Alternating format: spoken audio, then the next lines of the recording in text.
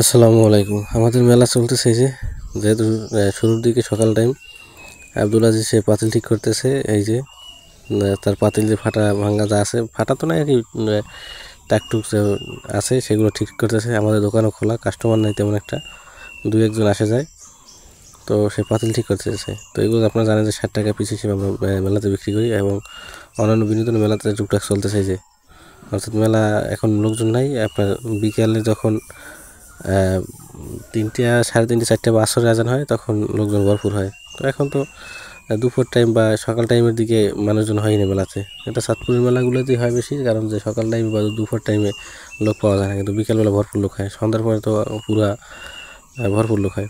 তো এই হলো আমাদের দোকান। দেখেন কত আইটেম আছে। তো যারা আমাদের দোকান পুরোপুরি দেখে না, তাদের দেখানো হলো দোকানটা। এই যে এটা হলো আমাদের দোকান এবং আশেপাশে দোকানপাট। তো সবাই ভালো থাকবেন। আসসালামু আলাইকুম রহমতুল্লাহ।